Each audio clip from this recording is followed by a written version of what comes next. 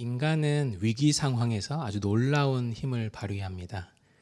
차에 깔린 아이를 구하기 위해서 차를 들어 올린 어머니의 이야기는 심심치 않게 들려오는 이야기죠. 극한 상황에서 아드레날린이 순간적으로 대량 분비되는 일. 그래서 평소보다 엄청난 근력 혹은 엄청난 반응 속도를 내는 일들이 있습니다. 이것을 영어로 hysterical strength라고도 하죠. 근데 평소에 우리는 왜 그 힘의 10%도 쓰지 못하는 걸까요? 왜냐하면 그 힘을 모두 쓰면 근육 자체가 파괴되기 때문입니다. 예를 들어 차를 들어 올린 그 어머니의 팔은 나중에 어떻게 되었을까요? 극한 상황이 지나가고 안정을 되찾으면 자신의 몸에 근육 파열, 머슬 럽처가 이제 있었던 것을 알게 되고 관절 손상, 디슬로케이션이 있었음을 발견하게 됩니다. 그리고 곧 탈진이 찾아오게 되죠. 그렇게 뇌는요, 평소에 근육에 그런 무모한 명령을 평소엔 내리지 않습니다. 이것이 바로 인간의 자기 조절 능력입니다. 자기 조절 능력. 하지만 어떤 이유로든 이 조절 능력이 고장난다면 그 사람은 어떤 삶을 살게 될까요? 오늘 본문에는 귀신 들린 자가 나옵니다. 저는 현대의학으로 이 귀신 들림을 설명하진 않을 겁니다. 그러고 싶지 않습니다. 정신병의 일종이었다 이렇게 말하진 않을 겁니다. 성경은 분명 눈에 보이지 않는 영적인 세계가 있다라고 말하니까요. 다만 제가 말하고 싶은 것은 귀신 들림으로 인한 결과입니다. 그 결과는 바로 비참함이었습니다. 이 사람이 지금 경험하고 있는 것은 비참함입니다. 자기 조절 능력의 상실입니다. 예를 들어 4절은 이 사람을 이렇게 묘사합니다. 이는 여러 번 고랑과 쇠사슬에 매였어도 쇠사슬을 끊고 고랑을 깨뜨렸음이로라. 그리하여 아무도 그를 제어할 힘이 없는지라. 여러분, 보통 사람이라면 쇠사슬을 끊고 쇠고랑을 깨뜨리기 위해서는 엄청난 힘을 써야 합니다. 아까도 말씀드렸지만 아드레날린이 순간적으로 과대 분비되어야 합니다. 영화에서 종종 보지만 이런 귀신 들린 자가 순간적으로 내는 힘이 얼마나 강합니까? 그런데 그런 hysterical strength를 자주 썼다면 지금 이 사람의 몸 상태는 어떨까요? 한 번만 써도 근육이 다 파열되고 관절이 다 어긋나는데 몸에 성한 근육이 있었을까요? 게다가 5절을 보면 이 사람은 밤낮으로 소리를 지르며 또한 돌로 자기의 몸을 치고 있었습니다. 이 사람 밤낮으로 소리를 지르는데 성대가 온전했을까요? 그리고 몸에 온전한 곳이 있었을까요? 그 결과, 이 사람에게 보여진 결과는 무엇입니까? 비참함, 그리고 자기 조절 능력의 상실이죠. 인간성의 상실입니다. 그런데 이 사람에게 가장 비참한 것이 무엇인 줄 아십니까? 그렇게 어렵고 그렇게 괴롭고 그렇게 힘든데도 자기 스스로 개선의 의지를 가질 수 없다는 것입니다. 조절 능력이 완전히 상실되었기 때문에. 그래서 이렇게 비참한데도, 이렇게 망가져 있는데도 회복의 의지란 전혀 없는 거죠. 더 정확하게 말해서 그런 의지를 낼 수도 없어요. 그런 자가 과연 고침을 받을 수 있을까? 그런 자가 과연 고침을 받을 수 있을까? 개선과 회복의 의지가 전혀 없고 능력이 없는 자가 고침을 받을 수 있을까? 우리는 궁금해집니다. 우리는 오늘 본문에서 두 가지를 볼 겁니다. 첫 번째는 그런 개선 불능, 회복 불능의 상태에서 역사하시는 예수님의 은혜. 우리는 은혜를 처음으로 볼 겁니다. 그리고 두 번째는 그렇게 회복된 자에게 주시는 놀라운 부르심과 약속, 부르심과 약속을 두 번째로 만나게 될 겁니다. 먼저 은혜를 우리가 한번 생각해 보길 원해요. 생각해 보면 지금 예수님은요, 이 한 사람을 만나기 위해 먼 길을 달려오셨습니다. 마가복음 4장 34절까지 예수님은 갈릴리 지방을 다니시며 하나님 나라의 복음을 선포하셨습니다. 자, 그런데 4장 35절이 되니까 갑자기 제자들에게 호수 건너편으로 가자 이렇게 얘기하시는 겁니다. 호수 건너편은 이방 땅이었습니다. 당시에 이방 땅. 당시 유대인들은 신성함이 지역에 국한된다라고 믿었습니다. 그래서 이곳을 벗어나면 부정한 곳이다라고 여겼어요. 그리고 그들 생각에 호수 건너편 이방 땅은 더욱더 더러운 것이었습니다. 왜냐하면 나중에 보시면 아시겠지만 심지어 이 땅에서는 돼지를 기르고 있었거든요. 당시 유대인들에게 돼지는 부정한 짐승이었기 때문에 이 유대인들이 이 땅을 얼마나 부정한 곳으로 여겼을까? 거라사인의 지방, 이 지방을 얼마나 부정한 땅으로 여겼을까? 우리는 알 수 있습니다. 그런데 예수님께서 갑자기 거길 가자고 하시는 거예요. 갑자기. 제자들 입장에서는 전혀 이해가 되지 않았을 겁니다. 왜요? 갑자기 갈릴리에 있다가 왜 글로 갑니까? 이해가 되지 않았을 겁니다. 게다가 그날 밤 제자들과 예수님이 탄 배가 이제 호수를 이렇게 건너가고 있는데 엄청난 광풍과 파도를 만납니다. 제자들은 죽겠다면 소리를 질렀습니다. 아마도 더러운 이방 땅으로 가고 있어서 그런 거라 생각했을지도 모릅니다. 그들은 즉시 주무시고 계신 예수님을 흔들어 깨웠습니다. 예수님 어떻게 좀 해보세요. 그러자 예수님은 바람과 파도를 꾸짖으시며 말씀하셨습니다. 잠잠하라, 고요하라. 그랬더니 바람이 그치고 파도가 잔잔해졌습니다. 그 배에 타고 있던 모두가 두려워하여 서로 말했습니다. 그가 누구이기에 바람과 바다도 순종하는가. 그렇게 해서 호수를 건넌 후에 우리는 속이 바람과 파도로 흔들리고 있던 어떤 사람을 만나게 되죠. 그렇게 폭풍우를 뚫고 도착한 곳이 바로 호수 건너편 거라사인의 지방이었습니다. 1절을 보면 호수 건너편이 아니라 이제 바다 건너편으로 되어 있는데 그것은 당시 사람들에게 바다나 넓은 호수가 모두 같은 단어로 사용되었기 때문입니다. 어쨌든 바람과 파도를 밤에 맞았으니까 예수님과 제자들이 도착한 시간도 아직은 밤입니다. 아직은 어둑어둑할, 아직은 해가 뜨기 전의 시간이라는 것입니다. 그런데 해안에 도착하자마자 즉시, 마가가 굉장히 좋아하는 표현인데 즉시, immediately, 즉시 한 사람이 무덤 사이에서 나와서 예수님을 만납니다. 여러분 한번 장면 한번 상상해 보시겠어요? 무덤 사이에서 웬 벌거벗은 사람이 예수님과 제자들을 향해 막 달려오는 겁니다. 아직 어둑어둑한 때에. 그 자리에 있던 제자들은 기겁을 했을 겁니다. 거봐, 여기 오는 게 아니었어. 내가 바람과 파도부터 찜찜했다고. 이렇게 제자들이 수군거렸을 겁니다. 하지만 예수님 피하시지 않으시고 달려오는 그 사람을 맞이하시죠. 그리고 그 사람이 도착하여 예수님 앞에 엎드립니다. 여기까지만 읽으면 뭔가 훈훈한 이야기가 이어질 것 같습니다. 엎드렸으니 이 사람은 이제 예수님께 고침을 받겠구나 생각이 듭니다. 그러나 이 사람의 입에서 나오는 말은 어마어마한 반전을 담고 있습니다. 그는 큰 소리로 예수님 면전에 이렇게 외칩니다. 7절입니다. 지극히 높으신 하나님의 아들 예수여, 나와 당신이 무슨 상관이 있나이까? 무슨 상관이 있습니까? 원하건대 하나님 앞에 맹세하고 나를 괴롭히지 마옵소서 하니. 무슨 말입니까? 예수님, 저는 당신의 도움이 필요 없어요. 가세요. 제게 오지 마세요. 나에게서 떠나세요. 이런 뜻입니다. 이 사람이 달려와서 엎드려서 한 말은 예수님, 나는 당신이 필요 없어요. 당신이 할 수 없어요. 가세요. 떠나세요 였어요.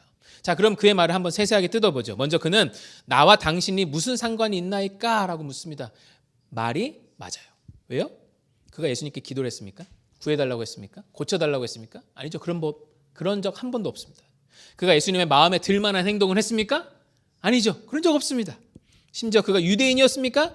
아닙니다. 하나도 아니에요. 자, 그렇다면 나와 당신은 아무 상관이 없습니다 라고 말하는 이 사람의 말은 맞습니다. 또 이 사람은 예수님께 이렇게 말합니다.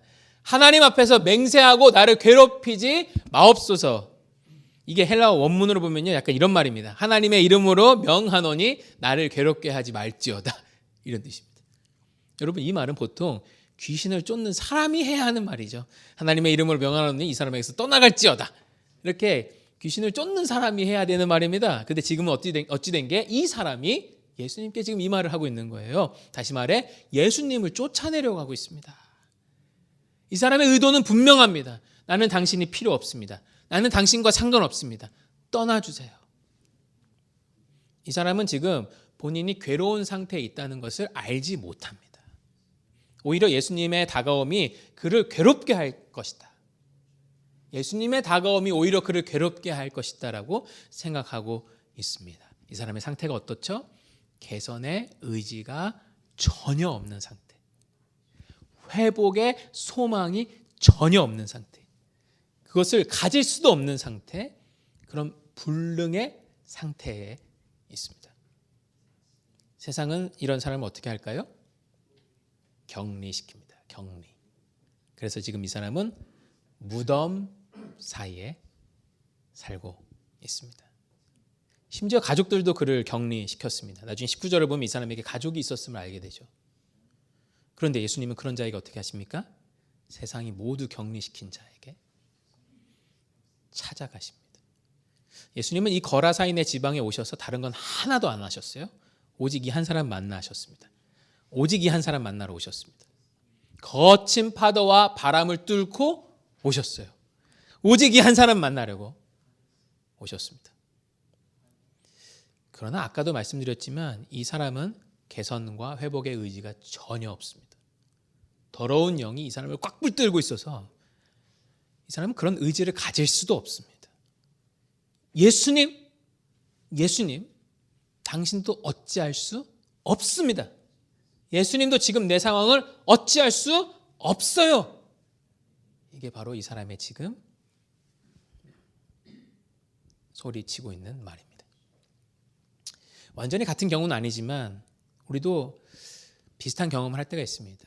불능의 상태를 경험할 수 있다는 거죠. 우리는 어떤 이유로든 개선과 회복의 의지를 갖지 못하는 그런 상황을 겪기도 합니다. 조절 능력이 아예 상실된 그런 상태인 거죠.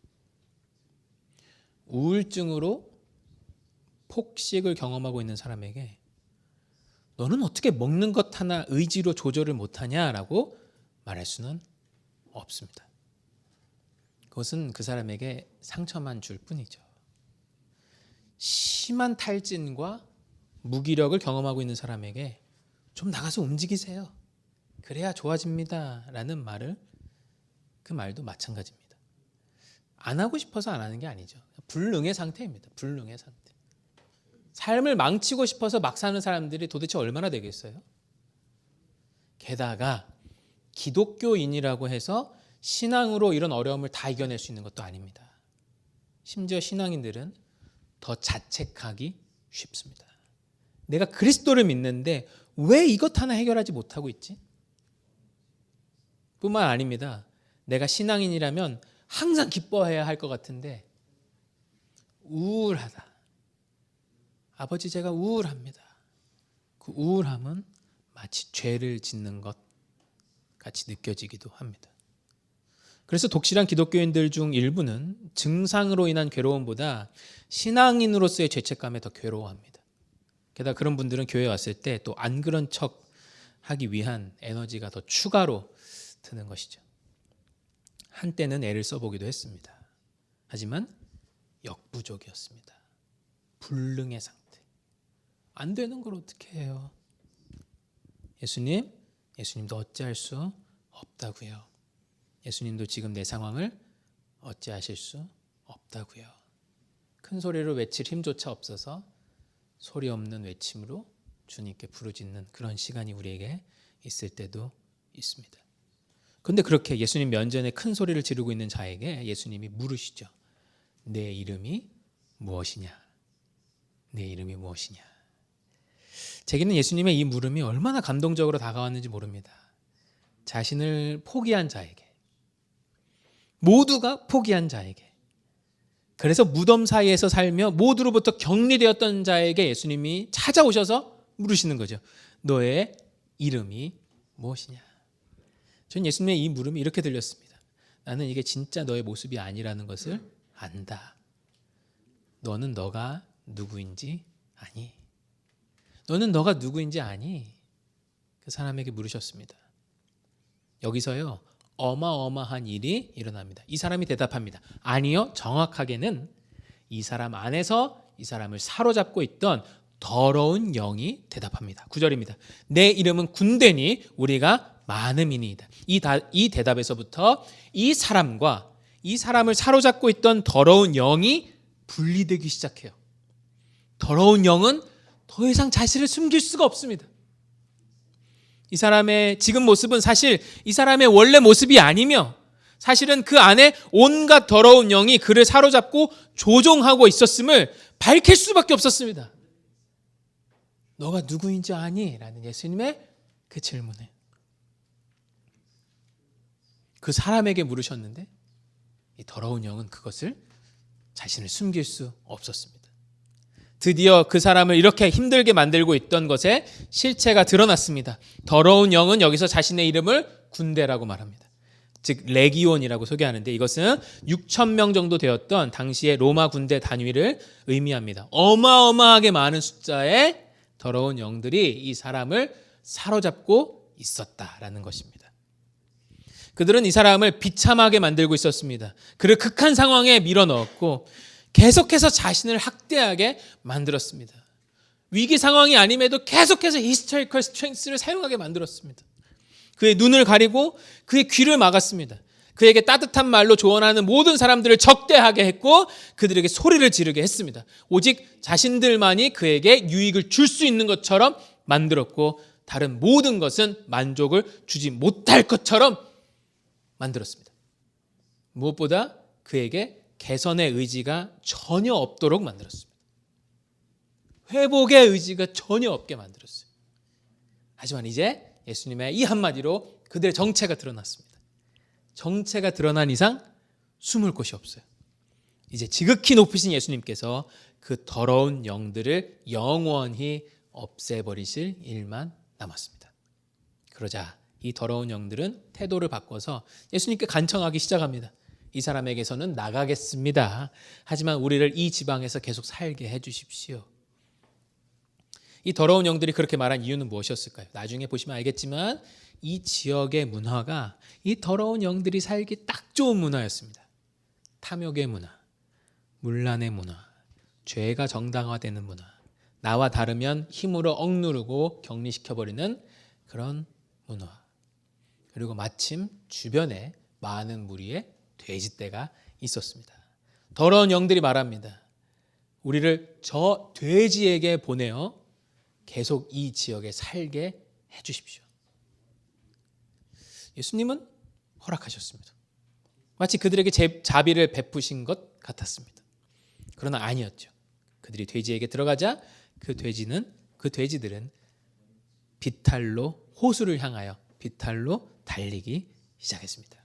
그렇게 그 사람을 사로잡고 있던 더러운 영들이 그 돼지들의 죽음과 함께 영원히 완전히 사라지게 되었습니다. 우리 예수님께는 구하지 못할 영혼은 없습니다. 심지어 그 영혼에게 개선과 회복의 의지가 전혀 없다 할지라도 말입니다. 우리 예수님께 구하지 못할 영혼은 없습니다. 예수님은 오늘 본문에서 너가 낫고자 하느냐라고 묻지 않으셨습니다. 왜요? 적어도 이 사람에게는 그렇게 묻지 않으셨어요. 너가 낫고자 하느냐? 왜요? 예수님은 그 사람이 대답할 수 없음을 알고 계셨습니다. 이 사람이 지금 불능의 상태에 있다는 것을 아셨습니다. 그 사람 혼자 힘으로 예수님께 치유를 요청할 수 없다는 사실도 알고 계셨습니다. 오늘 우리는 그런 사람에게 다가가신 그리고 그런 우리에게 다가오신 예수님을 만나게 됩니다. 우리 예수님은 이런 분이세요. 우리가 나아갈 힘이 없을 때에도 우리에게 나아갈 능력이 없을 때에도 우리를 먼저 찾아오시는 분이라는 겁니다. 우리 예수님 그런 분이에요. 먼저 찾아오시는 분. 우리가 구하지 않았을 때에도 심지어 우리가 구하지 않았을 때에도 그것이 우리를 위하는 일이라면 우리를 찾아와 고치시는 분. 그게 바로 우리 예수님입니다. 이것이 바로 세상 종교와 우리 예수님의 다른 점이죠. 세상 종교는 의지 없는 자와 상관하지 않습니다. 네가 더 열심히 해야 너의 구원을 이룰 수 있다라고 말하죠. 그러지 않는다면 그냥 뭐 마음대로 살아라 이렇게 말합니다. 그러나 예수님은 그런 우리에게 은혜로 다가오십니다. 이게 완전히 다른 겁니다. 제가 요즘 좋아하는 찬양 중에 그가 우리를 향해 걸으신다 이런 찬양이 있습니다. 물론 이거보다 조금 더 높은데 어쨌든 이 찬양의 첫 가사가 그가 우리를 향해 걸으신다는 겁니다. 이것이 세상 종교와 완전히 다른 점입니다. 심지어 우리가 그분을 밀쳐낼 때에도 주님, 저는 주님이 저에게 오는 것이 싫습니다. 주님이 저에게 오셔서 저를 괴롭게 하실 것만 같습니다. 라고 이야기할 때에도 주님은 우리를 향하여 오실 수 있는 분이라는 사실입니다. 오시는 분이라는 거죠. 우리가 그분을 밀쳐낼 때에도 예수님은 끝까지 우리를 포기하지 않으시겠다 말씀하시는 분이십니다. 따지고 보면 우리는 다 이렇게 예수님을 알게 되었습니다. 우리가 뭔가를 잘해서 예수님이 우리를 찾아오셨습니까? 우리가 예수님 처음 믿은 그 순간을 생각해 보면 우리가 뭔가를 잘해서 예수님이 우리를 찾아오신 게 아닙니다. 우리가 다 하나님 알기에는 스스로 불능 상태일 때 예수님이 우리를 찾아오셨습니다. 그게 우리 예수님이죠. 그게 우리 예수님입니다. 우리 예수님께는 찾지 못할 영혼이란 없습니다. 심지어 그가 꼭꼭 숨어서 예수님을 끝까지 밀쳐낼 때에도 말입니다. 자, 여기까지만으로도 너무 좋은데 오늘 말씀은 그 은혜로 끝나지 않습니다. 두 번째로 오늘 말씀엔요 소명과 그러니까 부르심, 콜링, 소명과 약속이 있습니다. 자, 이 일이 알려지게 되자 마을 사람들이 하나둘씩 모이기 시작했습니다. 그리고 그들은 무덤 사이에서 미치광이처럼 살던 자가 옷을 입고, 그전엔 옷을 안 입고 있었다는 것입니다. 옷을 입고 정신이 온전하여져서 예수님 옆에 앉은 것을 보았습니다. 마을 사람들이. 그것을 보고 마을 사람들이 두려워하였습니다.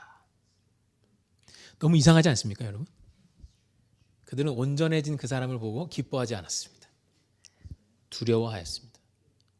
그리고 돼지를 치는 자들로부터 무슨 일이 있었는지를 듣고는 무엇을 들었냐면 이 사람이 어떻게 온전하여졌는지 또 돼지들에게 어떤 일이 있었는지를 듣고는 이런 반응을 보입니다. 17절입니다. 그들이, 이게 마을 사람들입니다. 그들이 예수께 그 지방에서 떠나시기를 간구하더라. 왜 이런 반응을 보였을까요? 놀라운 것을 보고도 왜 이런 반응을 보였을까요? 이것이 바로 이 지역의 지배적인 문화였습니다. 이것이 바로 그 군대라는 더러운 영이 이 지역에서 계속 입고 싶어 했던 이유이죠. 우린 지금 이대로가 좋습니다. 우린 지금 이 상태가 뭐가 잘못되었다고 느끼지 않습니다.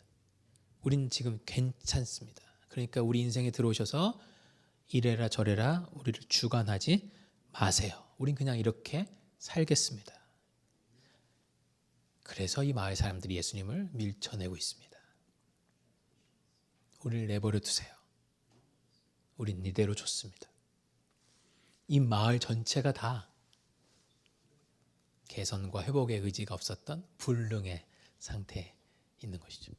여러분 너무 신기하지 않습니까? 오늘 1절에서 20절은요. 같은 패턴이 정확하게 두 번 반복됩니다. 자, 첫 번째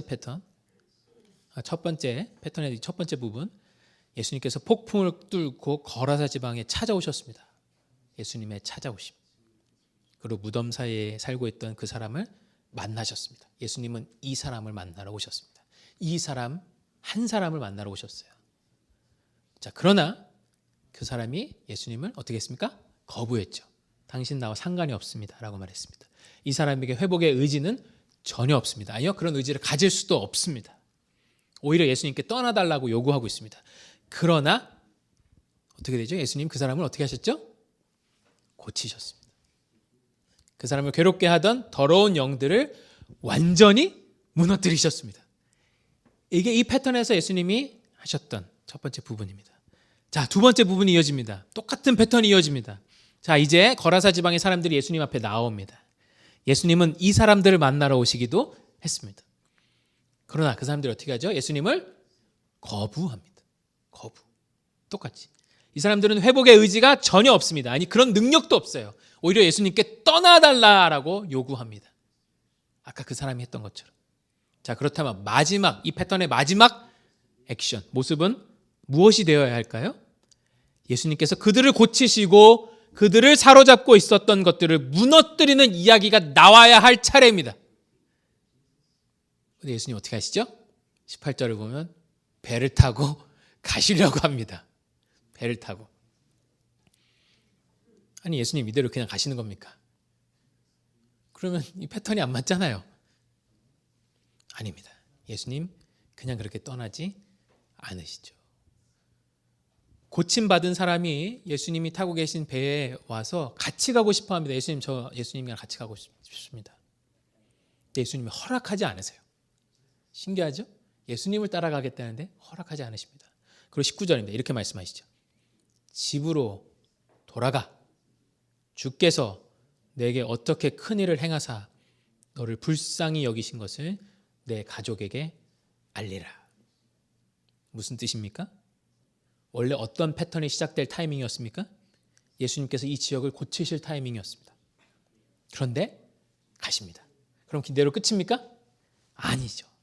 아니죠. 예수님은 이 지역에, 중요합니다. 이 지역에 그 고침받은 사람을 남겨두십니다. 그리고 그로 하여금 예수님께서 하셨던 일을 계속해서 그가 행하게 하십니다. 그를 거기에 남겨두시고 이제 예수님이 첫 번째 사람에게 하셨던 그 일을 이 마을에 할 수 있도록 이 사람을 남겨두신다는 거죠. 그리고 예수님 하시려던 그 일을 이 사람으로 하여금 하게 하신다라는 것입니다. 아시겠습니까? 예수님은 이제 그를 통해 이 패턴의 마지막 부분을 완성하실 것입니다. 20절을 보시죠. 이제 그 일이 시작됩니다. 그가 가서 예수께서 자기에게 어떻게 큰 일 행하셨는지를 데가볼리에 전파하니, 데가볼리는 이 지역 이름이었습니다. 모든 사람이 놀랍게 여기더라. 예수님은 그를 그 땅에 남기시면서 그와 약속하십니다. 내가 너와 함께 가겠다. 내가 너와 함께 하겠다. 이 땅 고치는 일을 내가 너에게 명하였나니 내가 너와 함께 하겠다. 남겨두시고 그가 계속해서 예수님이 하시고자 했던 일을 할 수 있게 만들어주십니다. 그것이 지금 오늘 본문에서 똑같이 반복되는 그 패턴이죠. 그리고 같은 약속을 값없이 고침받은 우리 모두와도 예수님 지금 하고 계신다라는 것입니다. 제가 여러 번 강조했지만 우리가 준비되었기 때문에 예수님이 우리에게 명하신 게 아닙니다. 예수님께서 준비되셨기에 우리에게 명하신 것이죠. 여러분, 우리 예수님께는 거룩한 꿈이 있으십니다. 그것은 사로잡혔던 우리가, 뭔가에 사로잡혀 있었던 우리가, 그래서 비참하던 우리가, 개선의 의지가 전혀 없던 우리가, 회복의 소망이 전혀 없던 우리가 예수님의 은혜로 회복되어 우리와 같은 자들을 구하러 다니는 꿈, 예수님께는 그 거룩한 꿈이 있으십니다. 여러분, 다시 한번 외치고 싶습니다. 우리 예수님께 거룩한 꿈은요, 무언가에 사로잡혀 회복의 의지가 전혀 없던 우리가 예수님의 은혜로 회복되어 우리와 같던 자들을 구하러 다니는 꿈. 근데 예수님은 우리에게 그 꿈을 꾸게 하실 때 단지 꿈으로 끝나게 하시지 않습니다. 우리와 약속하십니다. 우리를 그렇게 부르시면서 이제 이 땅이 고쳐질 타이밍인데 그 타이밍에 우리를 부르시면서 우리를 남겨두시면서 우리와 약속까지 하신다는 겁니다. 우리가 잘 아는 말씀입니다. 이사야 41장 10절 말씀이에요. 두려워하지 말라. 내가 너와 함께함이라. 놀라지 말라. 나는 내 하나님이 됨이라. 내가 너를 굳세게 하리라. 참으로 너를 도와주리라. 참으로 나의 의로운 오른손으로 너를 붙들리라. 이 말씀은 우리가 시험장에 가서 모르는 문제 잘 찍기 위해 외워가는 말씀이 아닙니다. 하나님 나라가 이 땅에 임하길 원하는 모든 자에게, 우리를 부르신 곳에서 그 소망을 품고 살고자 하는 모든 자에게 약속하시는 하나님의 약속이죠. 두려워 말라. 내가 너와 함께한다. 놀라지 말라. 내가 너의 하나님이 될 것이다. 우리를 남겨두시며 우리를 다시 보내시며 우리의 자리로 다시 보내시며 하나님 우리에게 약속하시는 그 약속입니다. 저는 오늘 이 말씀을 묵상하면서 다시 마음이 뛰었어요. 너무 마음이 다시 뛰었습니다. 내가 언제까지 패배의식에 사로잡혀 있을 것인가? 언제까지 그 수많은 군대가 나를 사로잡게 할 것인가? 언제까지 예수님도 이거 해결 못한다 라고 소리 지르고 있을 것인가?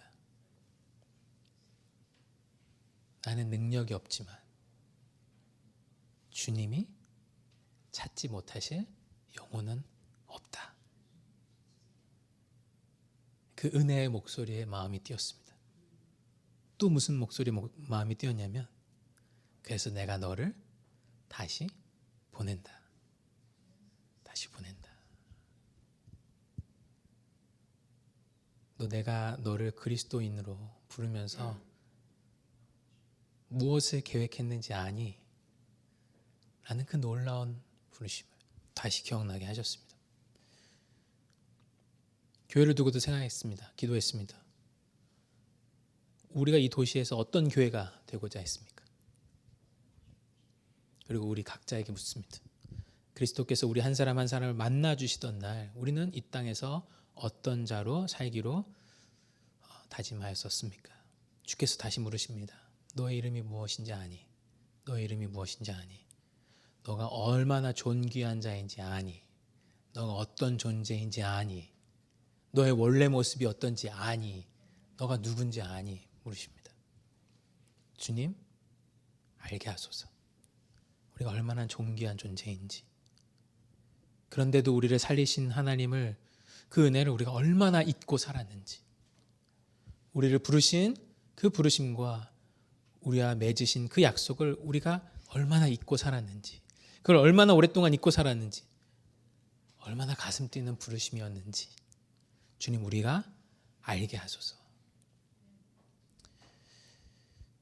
오늘 본문은 그냥 귀신 들린 자가 자기 고침받고 끝난 이야기로 읽으며 사실 오늘 본문만큼 우리와 굉장히 동떨어진 본문도 없습니다. 왜냐하면 우리 주변에서 이런 사람들 별로 볼 수 없기 때문입니다. 그런데 하나님은 우리가 이 본문을 그렇게 읽고 끝내기를 원하시지 않습니다. 먼저 우리에게 은혜를 들려주십니다.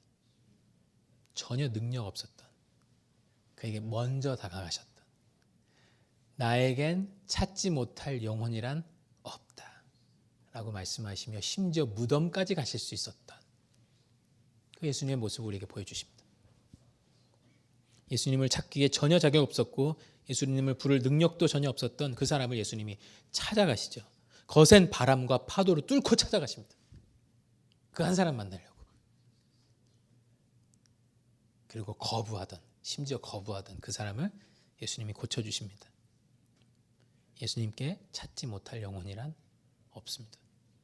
내가 지금 힘겨워서 어떤 말씀도 귀에 들어오지 않고, 내가 지금 무엇에 사로잡혀서 어떤 선한 의지도 마음에 생기지 않는다 할지라도 예수님은 우리를 찾아오실 수 있습니다. 예수님은 그런 우리를 고치실 수 있습니다. 내가 반대해도 그분은 찾아오실 수 있습니다. 이것이 한없는 우리 예수님의 은혜입니다. 절대로 내버려 두시지 않습니다. 이것이 한없는 우리 예수님의 은혜죠. 그러나 오늘 본문은 결코 거기서 끝나지 않습니다. 그 사람을 그 지역에 남기시죠. 예수님이 하시고자 하셨던 일을 그 사람에게 맡겨주시면서 똑같이 반복되는 그 패턴 가운데 마지막 역할을 이 사람에게 맡겨주십니다. 그 지역을 위하여. 그렇습니다. 예수님은 우리에게도 같은 꿈을 갖고 계십니다. 그분은 우리를 회복시키신 후에 그 은혜를 전하는 사명자로 우리를 다시 부르십니다. 우리가 준비되었기 때문이 아니라 예수님이 준비되셨기 때문에 우리에게 주시는 부르심입니다. 그리고 그 부르심을 잘 감당할 수 있도록 우리와 약속까지 하십니다. 두려워하지 말라. 내가 너와 함께함이라. 놀라지 말라. 나는 내 하나님이 됨이라. 내가 다시 너를 그곳에 보내지만 내가 너를 굳세게 하리라. 참으로 너를 도와주리라. 참으로 나의 의로운 오른손으로 너를 붙들리라. 저는 오늘 말씀을 준비하면서 다시 가슴이 뛰었습니다. 이 약속은 실패하지 않을 것입니다. 환경이 어떠하든 상관없이 이 약속은 실패하지 않을 것입니다. 왜냐하면 그 약속을 주신 분이 변함없으신 하나님이시기 때문입니다. 그분은 우리를 그냥 내버려 두시지 않을 것입니다. 그리고 우리의 부르심을 다시 기억나게 하실 것입니다. 그리고 그때 그분은 우리의 하나님이 되실 것입니다. 함께 기도하겠습니다.